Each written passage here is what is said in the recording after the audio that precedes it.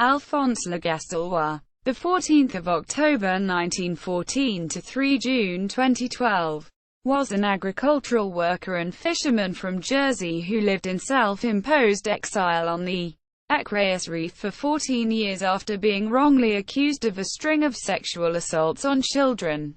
Fearing for his life, Le Gastelois felt compelled to leave Jersey to live on the small island 6 miles to the north-east of Jersey. Having been treated as a criminal and ostracized by many who lived on Jersey.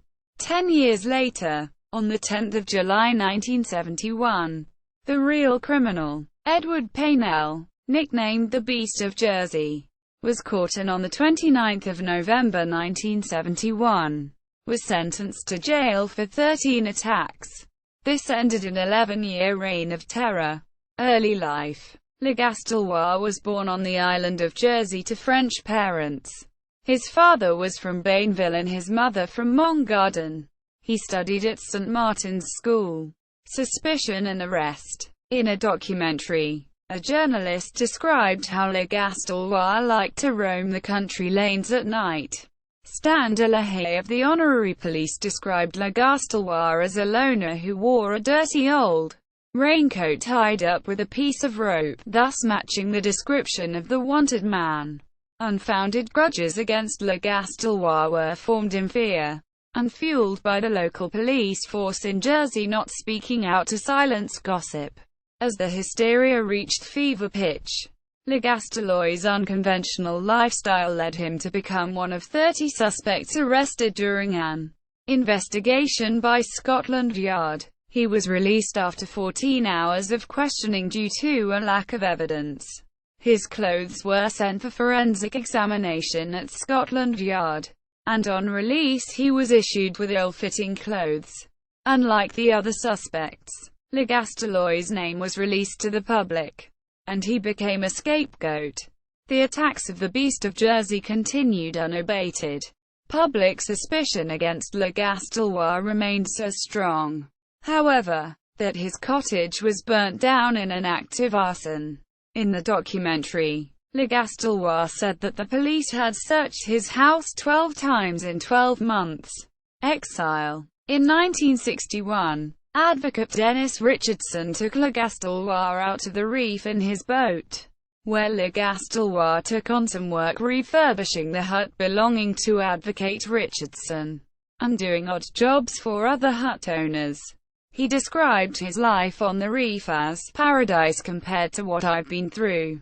Quote, reclusive life on the reef.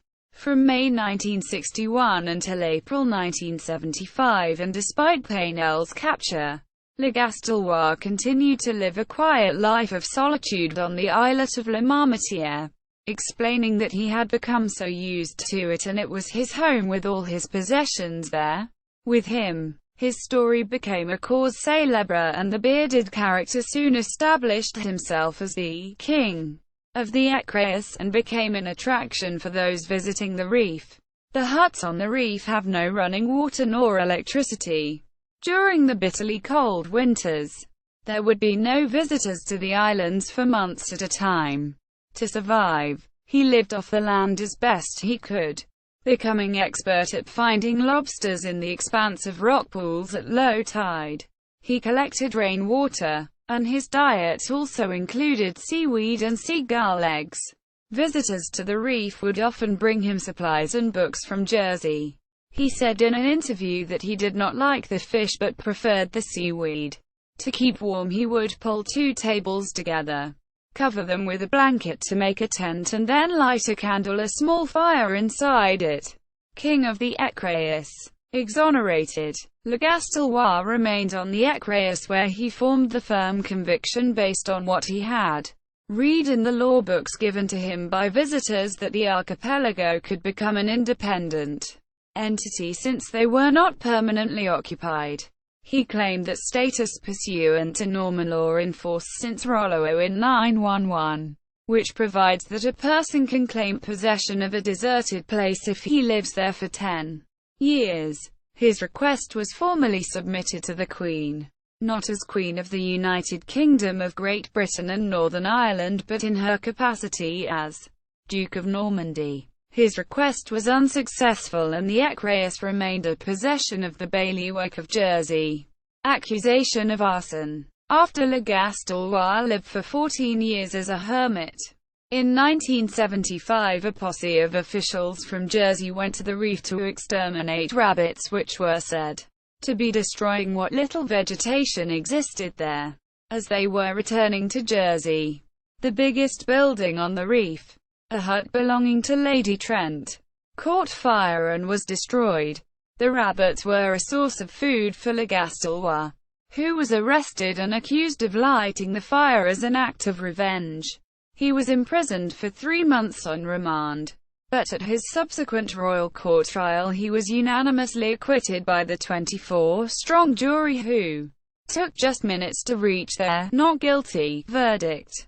Returned to Jersey. Despite saying that he had no reason to go back to Jersey, Le Gastelois did not return to the Écréhous and remained in Jersey from 1975 until his death in June 2012. He moved into a single room at the rear end of a cottage in Du Maresque Street, St. Helier, owned by the States of Jersey.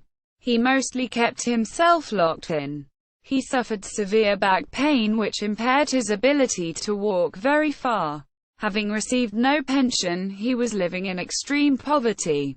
Later he lived at Victoria Cottage Homes for 3 years, then Guardian Nursing Home for another 3 years, and then the last 18 months of his life at Palm Springs Nursing Home. Interviews and documentary. Le Gastelois gave an interview to Channel Television in 1964 and to the Jersey Evening Post in 1966. In 1998, he was the subject of an award-winning 24-minute documentary, Proposed Compensation. In 1999, the States of Jersey debated a proposition brought by Senator J.S. Rothwell to pay Le Gastelois £20,000 in compensation as a token of support to redress the injustice that he had suffered. In a BBC interview, he was quoted as saying, "What can you do? You can't rebuild my life. You can't rebuild me. I don't want much now. Only want to be left in peace." He said of the proposed compensation, "It's a bit late in life but it will help." Quote, the Finance and Economics Committee presented written comments to the states, expressing their sympathy for Le Gastelois' circumstances, but in their opinion paying compensation could establish a precedent. After the states voted in favor of holding the debate in camera, Senator Rothwell withdrew his proposition. Family. Le Gastelois never married, and he left no children. His nephew William Duhome and wife Valerie Duhome along with their family still live in the island. Valerie Duhome looked after him when his health failed. She has called for the States of Jersey to make a public apology, and for a memorial to him to be placed on the reef.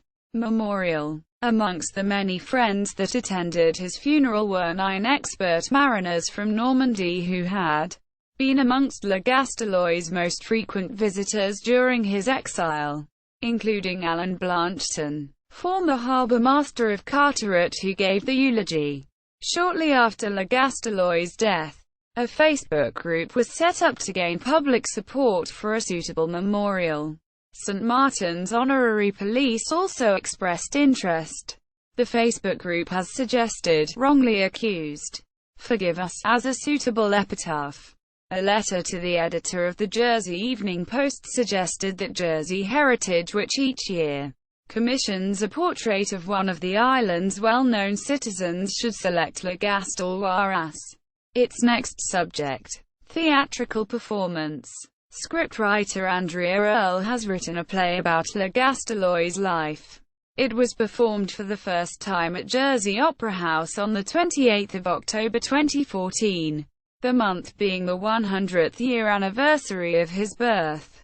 Gallery. BBC Radio report by James Ingham. YouTube video of a yacht arriving at Les Écréhous, showing Alphonse Le Gastelois on the island.